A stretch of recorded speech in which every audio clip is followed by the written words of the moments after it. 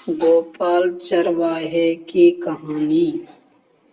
गोपाल नाम का एक चरवाहा रहता था। वह पढ़ा लिखा नहीं था और उसने कथा वार्ता भी नहीं सुनी थी। दिन भर गायों को जंगल में चराया करता था। दोपहर को स्त्री छाछ पहुंचा दिया करती थी। गोपाल सीधा सरल और निश्चिंत था।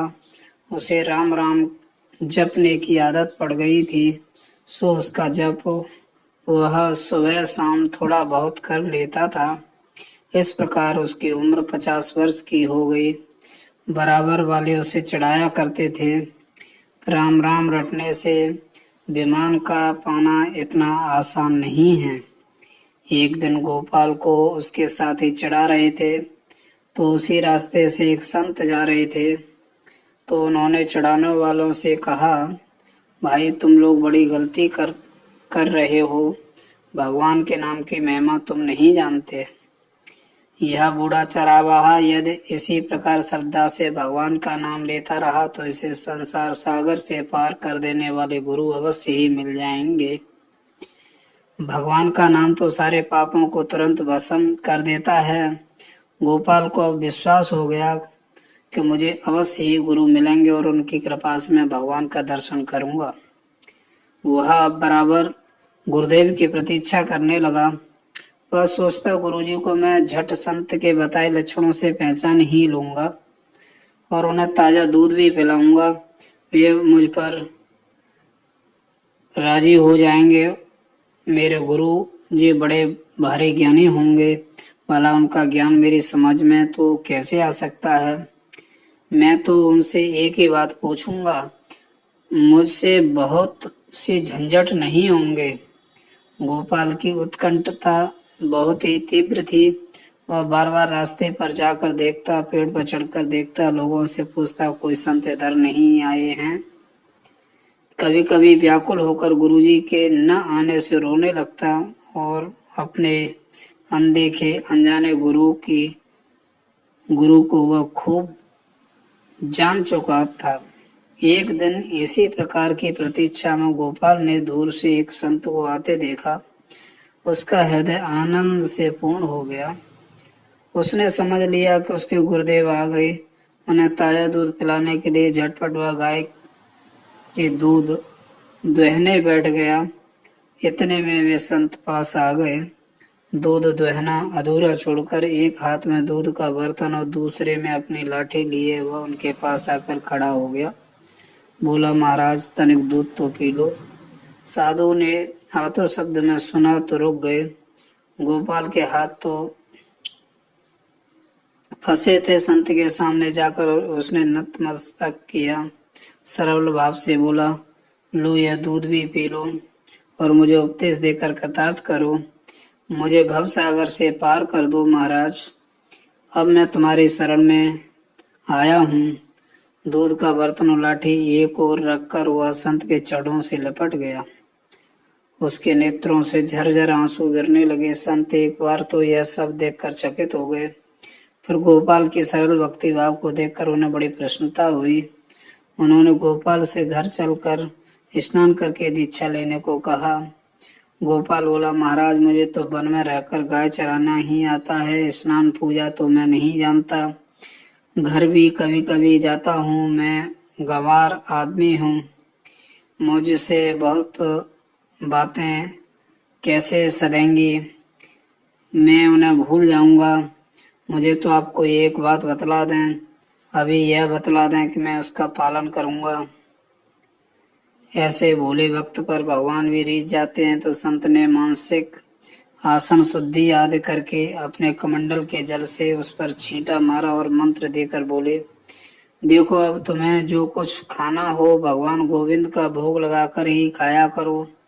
इसी एक साधन से तुम पर गोविंद भगवान की कृपा अवश्य हो जाएगी। गोपाल ने पूछा, महाराज मैं आपकी आज्ञा का पालन तो करूंगा, पर गोविंद भगवान मुझे कहाँ मिलेंगे जो उन्हें रोज भोग लगाकर भोजन कराऊं। संत ने भगवान के स्वरूप का वर्णन करके कहा कि भगवान तो सब जगह हैं, सबके भीतर हैं। तुम उनके ऊपर उनके रूप का ध्यान करके उन्हें पुकार लेना, उनको भोग लगा देना। भूलना मत, उन्हें भोग लगाए बिना कोई पदार्थ मत खा लेना। यह उपदेश देकर गोपाल का दूध ग्रहण करके महात्मा जी चले गए। दोपहर को गोपाल की स्त्री आई और छाछ देकर चली गई। गोपाल को अब गुरुजी की बात स्मरण आई। एकांत में जाकर पत्ते पर रोटियां परोसकर तुलसी दल डालकर वह गोविंद भगवान का ध्यान करते हुए प्रार्थना करने लगा। हे गोविंद, लो ये रोटियां रखी हैं, इनका भोग लगाओ। मेरे गुरुदेव कह गए हैं कि भगवान को भोग लगाकर जो प्रसादी बचे उसी को खाना। मुझे बहुत भूख लगी है, किंतु तुम्हारे भोग लगाए बिना मैं नहीं खाऊंगा। देर मत करो, जल्दी आकर भोग लगाओ। गोपाल प्रार्थना करते करते थक गया। संध्या हो गई पर गोविंद नहीं पधारे। जब भगवान ने भोग नहीं लगाया तब गोपाल कैसे खा ले। उसने रोटियां जंगल में फेंक दी और गौशाला लौट आया। गोपाल का शरीर उपवास से सूखता चला गया। इसी प्रकार 18 दिन बीत गए। खड़े होने में चक्कर आने लगे, आंखें गड्ढों में घुस गईं। स्त्री पुत्र घबरा कर बार बार कारण पूछने लगे, पर गोपाल कुछ नहीं बताता। वह सोचता एक दिन मरना तो है ही। गुरु महाराज की आज्ञा तोड़ने का भी पाप मैं क्यों करूं? मेरे गुरुदेव की आज्ञा तो सत्य ही है। यहाँ न सही, मरने पर परलोक में मुझे भगवान के दर्शन होंगे। उपवास को 9 दिन और बीत गए। आज 27 दिन हो चुके। गोपाल के नेत्र अब सफेद हो गए। वह उठकर बैठ भी नहीं सकता। आज जब उसकी स्त्री छाछ लेकर आई तब गौशाला से जाना ही नहीं चाहती थी। उसे किसी प्रकार गोपाल ने घर भेजा। बड़ी कठिनता से छाछ परोसकर वह भूमि पर लेट गया। आज बैठा न रह सका।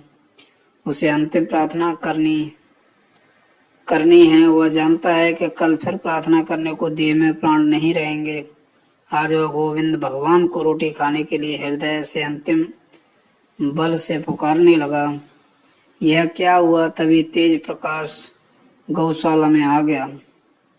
गोपाल ने देखा कि उसके सामने गुरु जी के बताए वही गोविंद भगवान खड़े हैं। एक शब्द तक उसके मुख से नहीं निकला। भगवान के चरणों पर उसने सिर रख दिया और उसके नेत्रों की धारा से उन लाल लाल चरणों को धो दिया।